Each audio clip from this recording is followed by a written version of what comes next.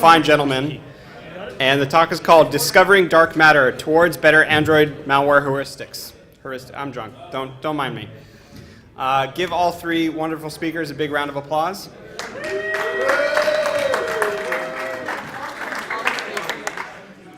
So just download this as a PDF or what? Yeah, download Slides would be nice. Hit the present button up there. Yeah. And plug in VGA. No, export No, to no, the no. disk. Dude.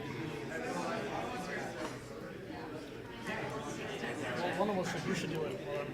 One of us can log into the sucker. It's a PDF, Cloud, okay? right? It was Cloud, right? Cloud failed us about 15 minutes.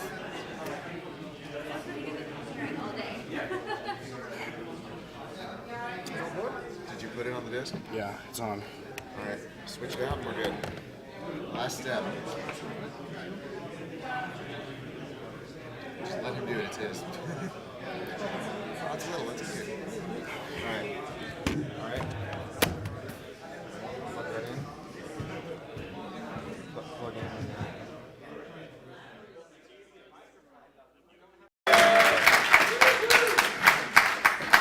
That was to build up the suspense. So now we'll try not to mess it up further. As we were introduced, this is Discovering Dark Matter Towards Better Android Malware Heuristics. We're three security researchers that are taking some slightly different tacks to approach the problem of Android malware. So we're going to split this up into three different segments. It's myself, Jimmy Shah, and Matt McDevitt. So I'm going to begin here. My name is David Shah. I'm the Senior Director of Engineering at a small computer security company called Redspin. My personal specialties are application security assessments, as well as traditional network security, internal and external pen tests, that type of thing. My claim to fame, I guess, is I was the technical editor of the Nmap 6 Network Exploration and Security Auditing Cookbook, which is kind of a mouthful to say, but is a pretty good book if you want to learn about the Nmap scripting engine, things like that. And I tweet at dshaw_, and I have no friends on the internet, so you should talk to me there. But I think it's equally as important to talk about the things I'm not. Talk to the mic. Sure. Is this better? But I think that for the purpose of this talk, it's equally as important to talk about the things I'm not. I'm not a professional malware researcher. I'm not a reverse engineer. I'm not an Android expert. I have an iPhone, and thankfully I'm not a Java developer either. All right. I don't know how to really. I'm not gonna pick it up. I'll just do this. Better? All right. We're having every technical problem we really can for this talk. So. Isn't there a wireless right? What? A wireless mic? Yeah. Anyway, we're going to break this talk down into a couple different parts. We're going to define the problem of mobile malware because it's a lot different than conventional malware, including the needle in the haystack problem, which is that there's just so many apps out there, it's really difficult to figure out which ones we want to focus on for manual analysis. We're going to go through some runtime analysis. Again, I'm a network guy, so I'm going to base that on the network side of things, as well as some network-based static code analysis. And then we'll turn it over to Matt, who will talk about Dex, going in real deep there, as well as Jimmy talking about automation, as well as the heuristics that we've determined based on this research. So part one is defining the problem. There's going to be a big block of text, and I promise I won't keep doing that. But we're going to define a malicious app as any software that either through the abuse of granted permissions or via traditional exploitation conducts activity that may be considered malicious or mishandled, which basically means that if someone's coding an app that's misusing your data or is even just poorly coded, that's considered malicious. Basically, we're saying permission abuse or traditional exploitation or security misconfiguration yields something we're going to call a malicious app. So for example, let's say you have an application that reads through your address book, your contacts list. It uploads your contacts in a non-secured way to a remote server where it's storing it in plain text there. And it starts sending text messages to all your contacts in order to propagate itself. It says, hey, we have something for you. Look at these cool pictures, something like that. What would you consider that malware? Traditionally, we definitely would. This is almost exactly what the Melissa virus did a long time ago. That's malware. But it's a little bit different if you have 10 million users. Path is a social network. We know it's iPhone, but we chose it because it was in the news like 2 weeks ago, because it did just that. It uploaded your contacts, it started spamming all of your friends saying, hey, I have photos to share with you, download this app, and propagated itself to pretty much double its users. And people got really upset about that. Now, this isn't a traditional malware application, obviously, it's a social network, but, sorry? But it's doing things that it shouldn't be. And the reason it can do that is because it's abusing permissions that you've actually granted it. So we have a screenshot of an application on Android that basically has access to all of these things, your personal information, services that cost you money. In this case, it can actually send a text message to like a paid premium provider. Yeah. Hang on. Have you actually read the EULA? You sure it doesn't say in there we're going to send a message to every single one of your contacts? I don't know what people will click yes, and that's I accept. exactly, and that's the problem with permissions abuse in general, is that users love to say, oh yeah, sure, whatever, you can do that. It's the same thing when, like, you know, a general user has a web browser and an SSL error pops up. They go, okay, well, whatever, continue, yeah, that's fine. You know, because they're saying, look, you can access your GPS location, you can perform services that cost you money, you can review your phone log and your phone state. You know, that's something that traditionally you'd have to actually exploit something to get. But it's a lot different if you can just ask for it and the user says, yeah, okay, that seems fine. So here's the problem. A lot of applications request a lot of different permissions, and many of them don't even use those permissions. So we actually have to figure out, how do we take a very large list of Android apps, because there's almost 1 million on the Google Play Store today, and figure out which ones we want to actually spend time analyzing. We obviously can't do them all. So to get into that, we're going to talk about the structure of an APK, which, you know, for the purposes of this talk, is basically just a zip file. It's easy to manipulate, it's easy to read it, you can just play around with it, and in particular, the Android manifest.xml file, which is basically just an XML file that's telling Android OS, okay, this is what the application's doing, these are the permissions that it's going to ask for, this is what it's called, what its intents are. Particularly, like I said, the manifest.permission lines. That's saying what the app is going to ask for when you install it. It goes, hey, can I do this, this, and this? So we're going to focus on that, particularly permissions that allow data read-write access on the phone, system logs, text messages, data at rest on the phone, and network read-write access, data in transit can actually take something that you've given it access to and send it off somewhere.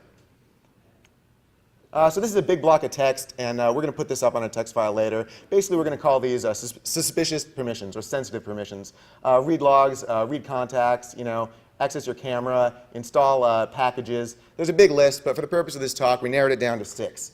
Read contacts, call phone, install packages, write and then send an SMS, and internet. You know, they're pretty self-explanatory what they're doing, but they're obviously very sensitive. So we're going to throw that in, let's just say perms.txt. Why are you concerned about write SMS instead of just send?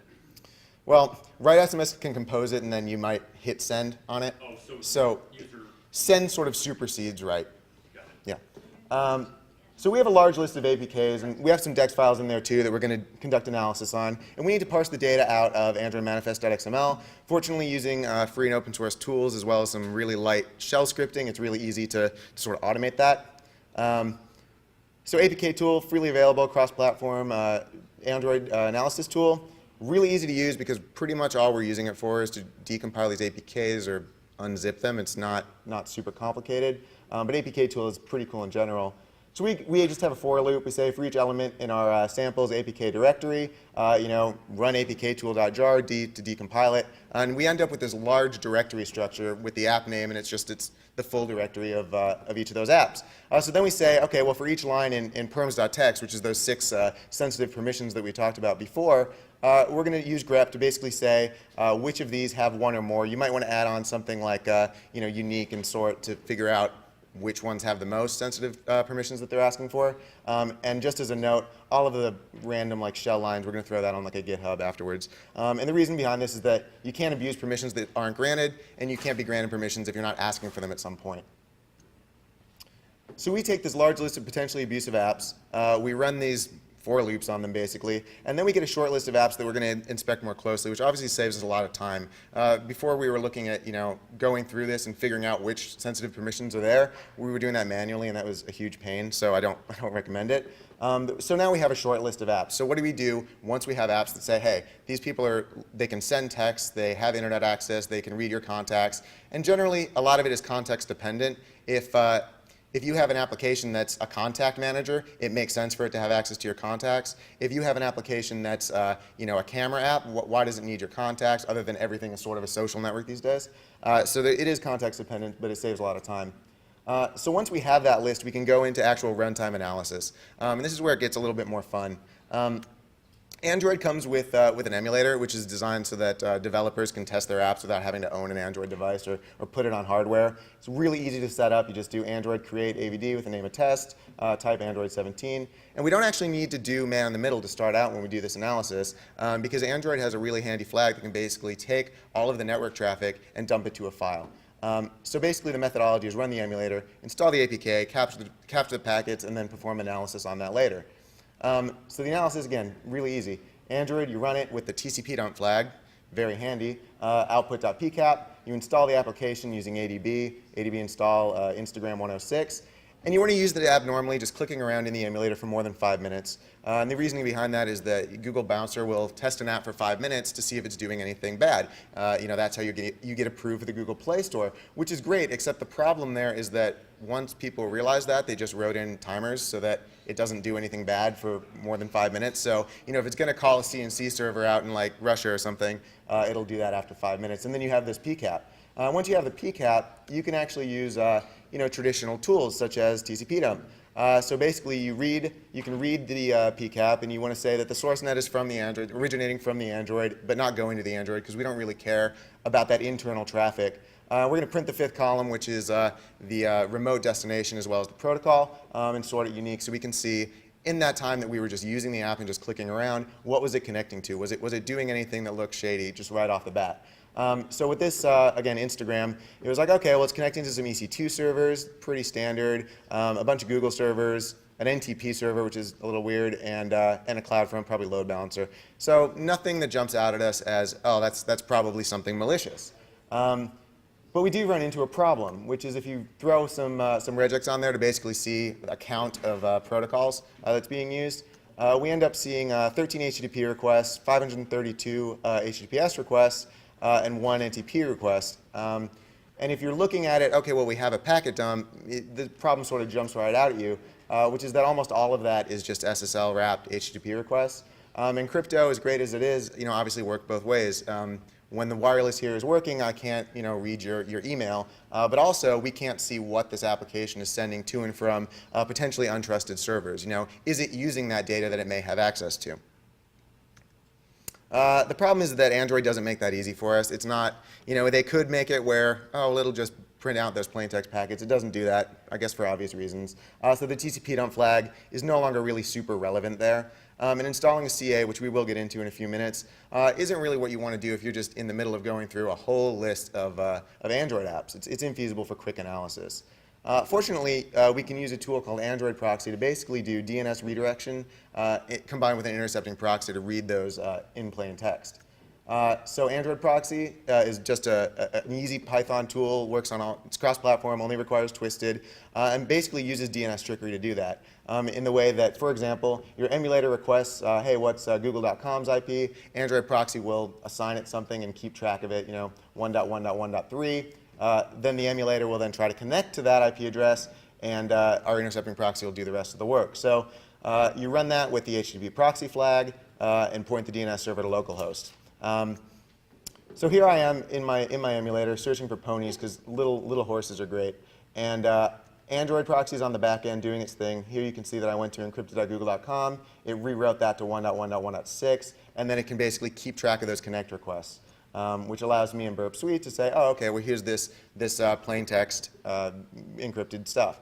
The problem is that it pops up these warnings, and it says, hey, something's going on. This can happen if there's certificate pinning. It can happen if there's just something that goes weird in Android proxy, and it basically says, this actually wasn't the certificate that we were expecting. And again, that's the same problem that we've had with web browsers. If you're doing analysis and this pops up, it's actually totally fine. If you can just click continue, it doesn't matter because you're still going to be able to see that traffic. The problem occurs when it's saying, okay, well, what if it's not something happening on the front end? What if it's making some SSL connection on the back end and it doesn't give you the chance to click forward? Because as an analyst, you can actually just move right past it. That becomes a little bit more difficult, and for that we actually do have to install our own CA, in this case the PortSwiggerCA from Burp Suite. So Android comes with Make SD card, which is a nice little tool to create an SD card image.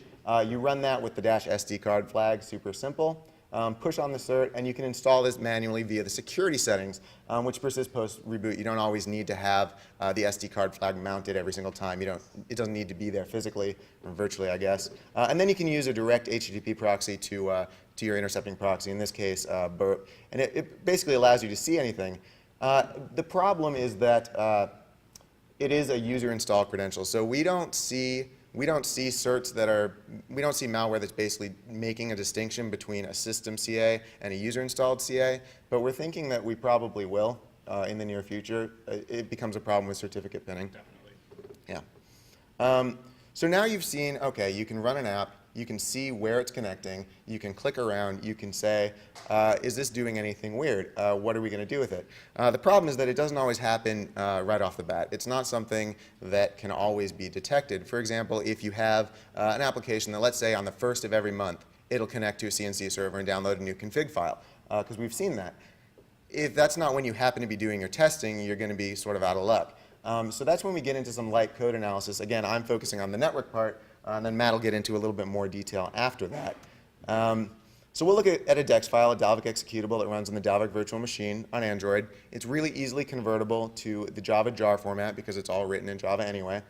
And we can use open source tools like Dex to jar to basically just take that Dex file and spit out a jar file, because there's a much bigger tool set that we can actually work with if it's as a jar file. So then we use something like JDGUI to decompile that. We just open it up, save all the sources, and then it saves as a zip file. We unzip that, and then we have a source directory. So from here, we can go ahead and search for remote hosts that might be hard-coded. Now, if there's some obfuscation there, if they're trying to hide it, it won't work. But generally, malware authors tend to be lazy. They're lazy, and then if that doesn't work, they increase their complexity. So generally, we'll see a hard-coded host. In this case, as you can see, it's a grep regular expression that's looking for 4 dots in a row, or HTTP or HTTPS in the source directory. So in this particular sample, which was just downloaded from malware.lu, we got a bunch of copy9.com hosts, which is, first of all, the file names themselves are a little bit sensitive. Login receiver and auto-run receiver don't sound like they're really doing a lot of good things. But this can feasibly locate hard-coded hosts. Like if it is checking some random web server in Russia the 1st of every month, we'll generally be able to see that. The problem is that to get to this point, like I said, you have to run Java JDGUI, which is really kind of a pain. We want more automation wherever we can. So we're still working on that.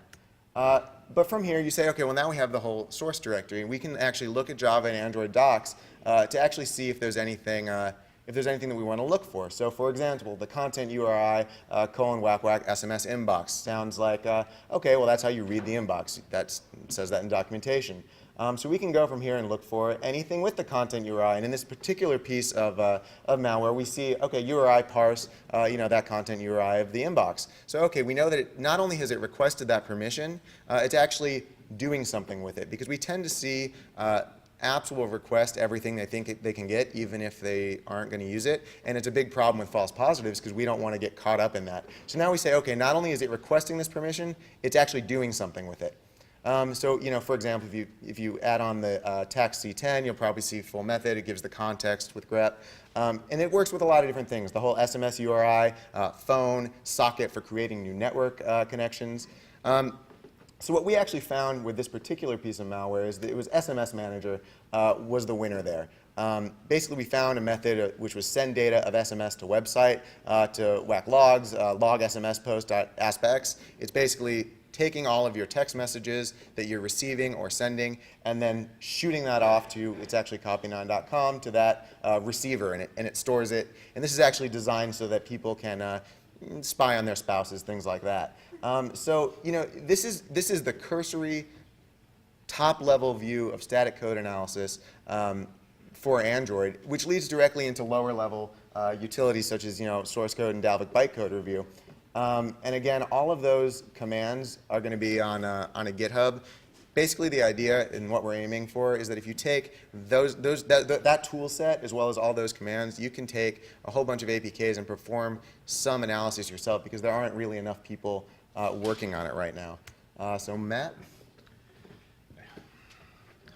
Hey guys, I'm here today to talk to you about some hardcore Dex. Basically, we're going to be looking into a little bit of Dex. And first and foremost, I'm going to talk to you about the who I am. I'm Matt McDevitt. I'm a mobile security researcher for McAfee. I do mobile malware analysis, engineering, and malware detection. I also do a lot of x86 stuff. x86 is mostly my background, and embedded system analysis. So a wide range of stuff. And basically the difference, there's not many differences between x86 malware and mobile malware. It's pretty much out to do the same stuff. It's out to get your contacts. It's out to get your docs. And it's out to make money. That's why these people do this. So let's talk about the Dex File Format. As you can see, it's pretty much, if any of you are familiar with Java, it's pretty much the same thing we're looking at with Java file format. We have the header. We have string IDs. We have methods. We have string data. We have all different types of stuff. The most important stuff we're going to be looking at here are methods. Okay, so when you're actually looking at the Dex file, when you're looking at the methods, that is going to tell you what the objects are that are actually pointing into the VM and how the strings are being built, what's being built. We're going to get more into that in a bit. Reading Dalvik. Okay, so here we have the package name. Okay, that's the Java package that was used. Object name, and of course the method. As you can see here, there are 3 I's next to method name. That's the attributes of that method, how many attributes there are. And Z is return type, and Z is bool. So that's Boolean. Fields, what's a field? So a field name, it's going to return a string, or it is a string, or what have you. And it'll push that into register. Oh, by the way, difference between Java, the JVM, and Dalvik is that this is register-based, okay? And the reason it's register-based is because it is, it's optimized. It's a lot faster. It's a lot faster than going on stack-based. So here are all the return types that we're going to be looking at today. Voids, booleans, bytes, shorts, chars, okay? So that's what it's actually going to be returning back in the code, if it's a char or if it's a byte, if it's a float. Okay, I think we get the picture here. Let's jump straight into hello world, okay? So when we're looking at Dalvik, this is what we're going to be looking at. So first, object hello world. This is hello world, okay? The string is hello world. It's going to push it down. It's going to invoke the static method, which is make text, and then it will do v for show, and it will just return 0, done.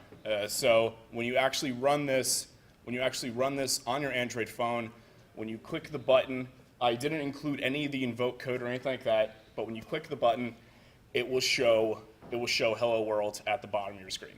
Okay. I'm going super fast here because there is so much to talk about today, to be honest. Malware samples galore. Right now, seriously, on a given day, I can come across new Android malware samples, like pretty much every day. And there's quite a bit of Android malware suppositories. Yeah. Research student, man.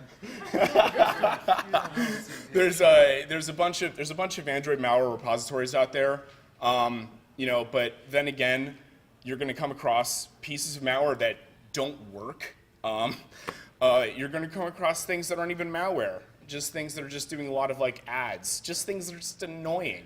All different types of things. It's all over the place because of the detection methods that we have currently. Detection methods are still really flaky. Definitely not as advanced as x86. Actually, not even near as advanced. The 2 main types of Android malware. I got into this in the beginning, but basically, generally, data stealers are interested in SMSs, contacts, phone logs, data logs, pretty much everything you can think of on the Android phone. This is what data stealers are interested in. And then all that stuff is transferred via HTTP post or JSON, okay? And then premium service abusers. Obviously, you guys ever seen those 5-digit characters you can text to, and then It says, hey, what's up? You just got charged $250. That's what this stuff does. So, and usually these are combined with each other. Exactly. So usually these are combined with each other in malware. Okay. I guess best bang for your buck. So. That's another service. Yeah, exactly. So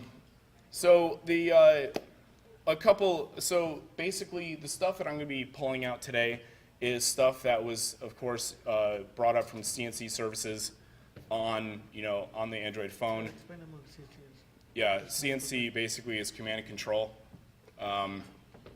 So if a piece of malware is dropped onto, if a piece of malware is installed on a phone, if it's CNC, it will grab SMS text messages from that server, and those text messages will be filled with commands or filled with configuration data that's going to be used to control the malware. And basically, from then, it will execute this. Oh, no, that's the next slide. But this is some permissions, and these permissions are actually really common. You'll basically see these permissions for almost every application you install. Stuff like send and receive SMS, install packages, delete packages, read contacts, call phones. This is dangerous stuff when you really think about it. If you're saying something can install packages, you're seriously telling that application that it can grab packages from another location on the phone, whether it's on the storage device or whether it's on the device itself, and install that piece of malware. Call phone, of course, it will just start calling people in your contacts, or sending SMSs. It will just start sending SMSs to people on your contacts. So pretty basic stuff. Contact stealing. Still all your contacts. So basically, this is some looping code, as we can see. Move to next. Bool type. So it'll get the index of the database. It'll get those strings, and it will actually build out the contacts using string builder, which is our Java object. Of course, then it will print out using phone colon for each contact. Okay, and you can see this from looking at this piece of code for just a couple seconds of basically what it's doing. It is creating a list of those contacts, and then I actually didn't include this part, but then it actually moves the contacts into a list called phone book somewhere on the external device, which is SD card. This is the part where it sends it. Okay, I forgot to mention that these are control flow graphs. Okay, and basically what that is it tells you how the program moves, how the application actually works, where those methods are going, and then which pieces of code it's actually jumping to next in order to execute the next functions. And of course, you will have the methodologies within those boxes. Okay, so here, this is the part where it sends it. It grabs from the phone book, and then we can see where it's getting the default HTTP parameters. Now, this was a two-stage malware, two-stage piece of malware. Okay, basically what that is there's one portion where it actually installs onto the phone, and then the next portion where it actually grabs the configuration, and it'll also grab contacts. It'll actually also grab SMSs from the server itself, saying, "Hey, this is what we want you to do next." Okay, so it would send something like send contacts. Unfortunately, my acquisition of this piece of malware in general, it was dead by the time I got to it. So, if you get a dead piece of malware, It's not so much fun. it's not as much fun, because then you actually have to wind up building the malware yourself.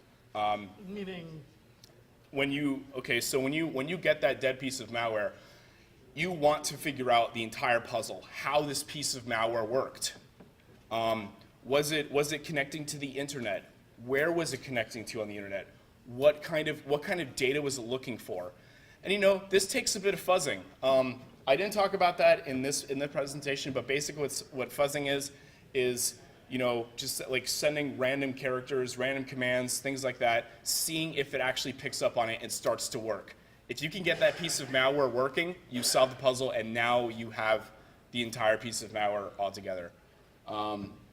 There's a lot of yeah, exactly. It's puzzle solving, and there's a lot of mistakes, and there's a lot of hair pulling, but it's super fun. I have to mention that. Yeah, exactly. It's really rewarding, really rewarding. So it gets HTTP parameters from the configuration file, which I actually did not find. And it'll have the settings, the server, and yeah, then it'll just send it using a couple different methods, and then get the response code from the server and disconnect. Done. Okay. Send SMS. Actually, forgot to mention that this is only part of the portion of the code where it's actually building the SMS. Yeah. So as we can see, just looking at this code for a couple seconds, we see stuff like IMEI, IMSI, SID inversion. That is everything about your phone. That is your universal identifier. That is everything. So how would this be useful to an attacker? This would be useful to an attacker because now they basically know who you are. Okay.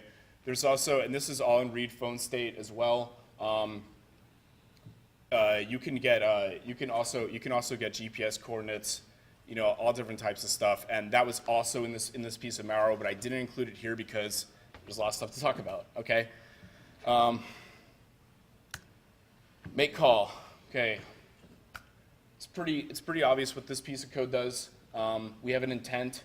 The intent is to action call. Okay. And so it's going to append the phone number. And then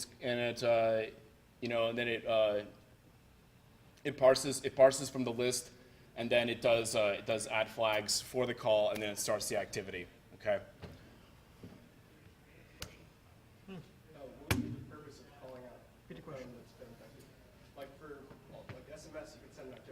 Sure, premium service.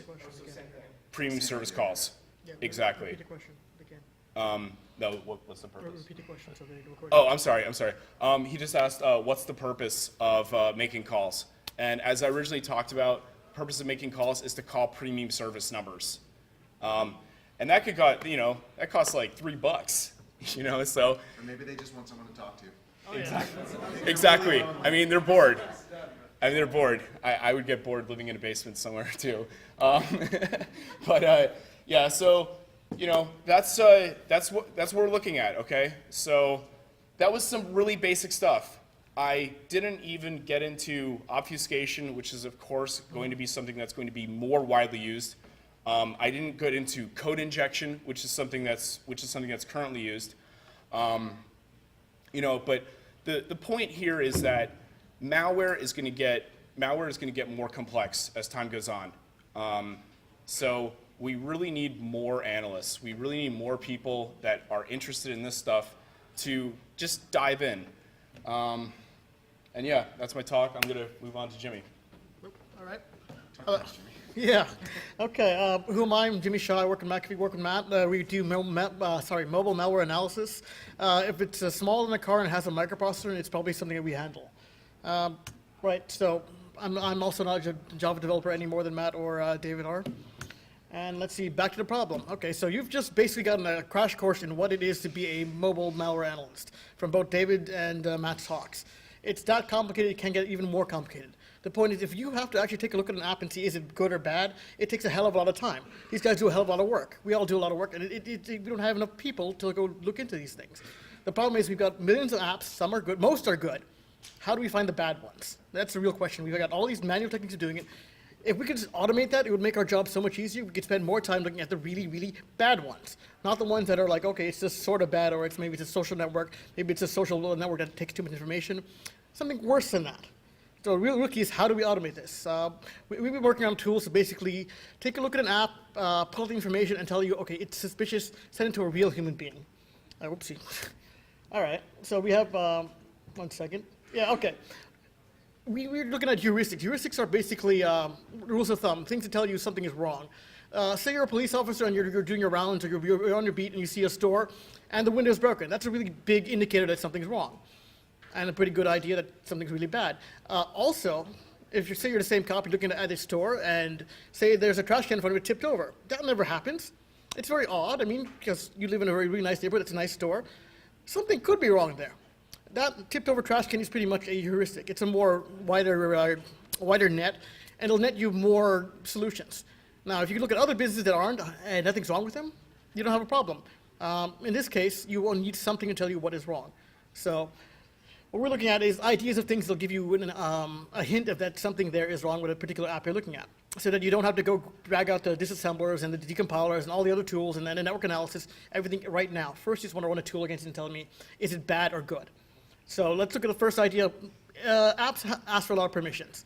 Bad apps ask for a lot of permissions, a whole lot they don't even need. So yeah, that's the thing they do. Can we use that to detect them? Detect if it's a bad app or a good app? Not really. It's not really unique enough because even regular apps you've seen ask for a lot of permissions. What do you do? Well, it still might get us somewhere. There are still, if you look at David's original list of wall of text of permissions, we have maybe, let's call it an evil 20 just for argument's sake.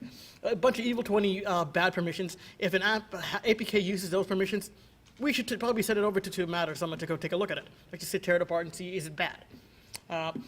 And of course, there is a chance of the false positive. It's not really unique enough, but it is more like, once again, the trash can that's fallen in front of the, that's tipped over in front of the business. Something could be wrong, we should take a look at it, maybe. Whoopsie. So what we have is a tool called DmpAxml, which takes you feed it an APK, and it'll tell you information from the Android manifest file, Android manifest.xml file, which when it's in an APK is stored in a binary encoded file. So you would need a tool like apktool or like DmpAxml to dump the human readable form.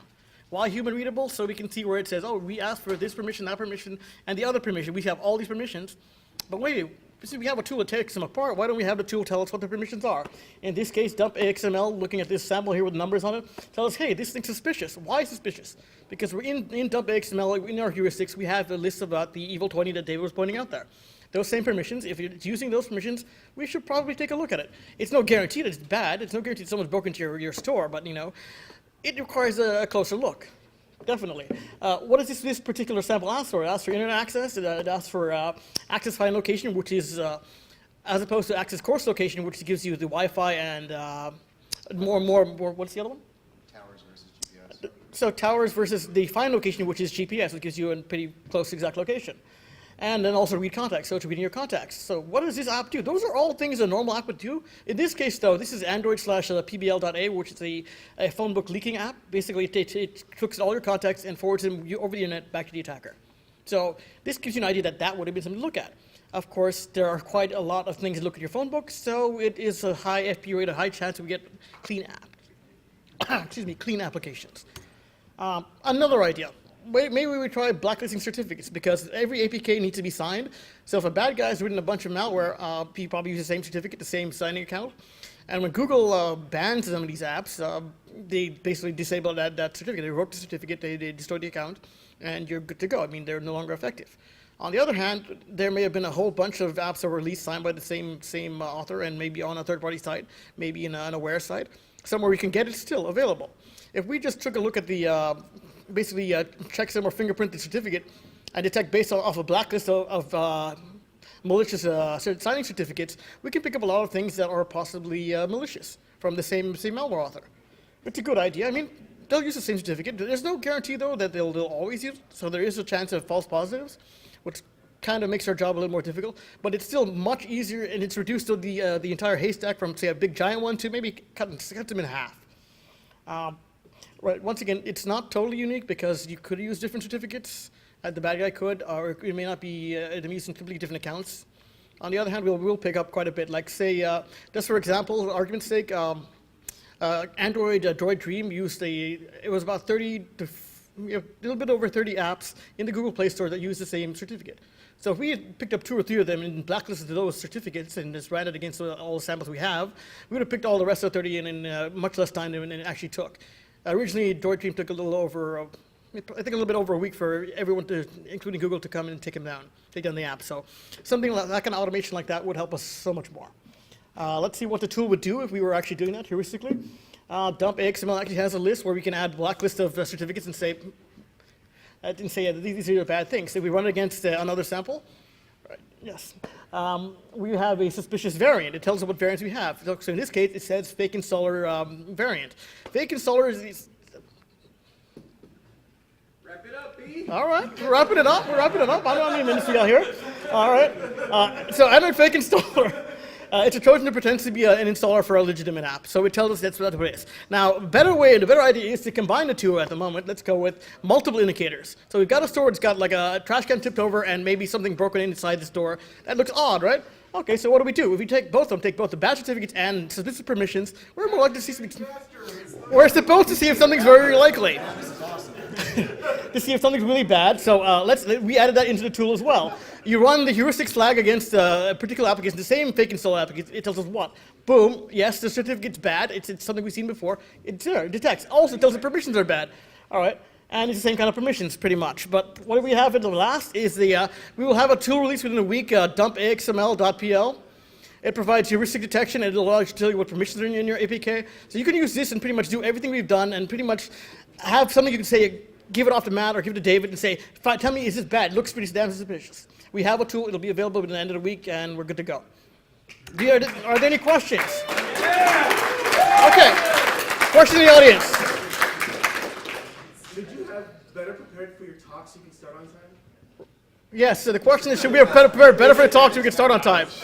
Apparently there's an issue with Wi-Fi networks that don't like to work with you when they're connected on multiple laptops and devices, but yeah. Can we keep that signed Yes. for the last talk? For those of us who don't know anything about Android apps, where do you download Android apps so you can run them against that scanner? All over the place.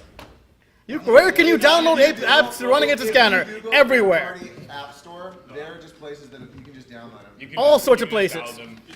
Yeah. Yeah. Yeah. Or if Of course, if you you want the malware samples, there are also places that do that. download like malware.net. Yeah.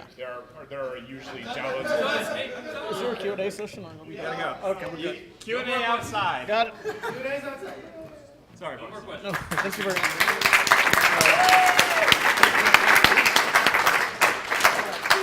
So should I give this out now that I'm okay here? You take too long for me flashing. Okay. So don't go anywhere. We're gonna grab the people in the HHV and the lockpicking village, and we'll do closing ceremonies right here in 2 to 3 minutes. Nobody go nowheres. Good runs.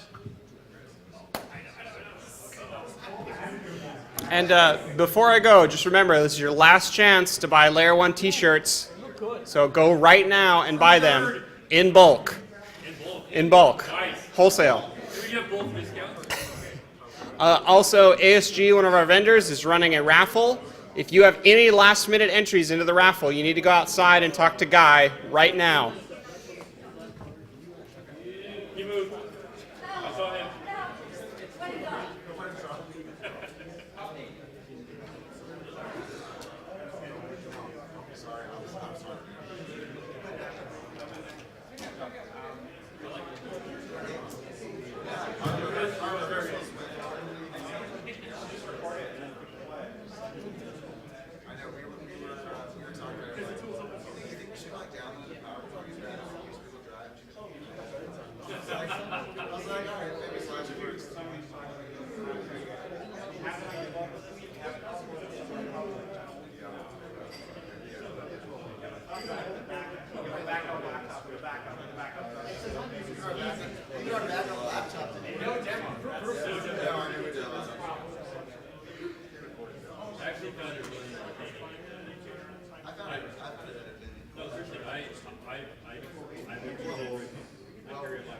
Yeah, well, we glossed over it because we were short on time, so not being able to start. I'm not worried about all this time. They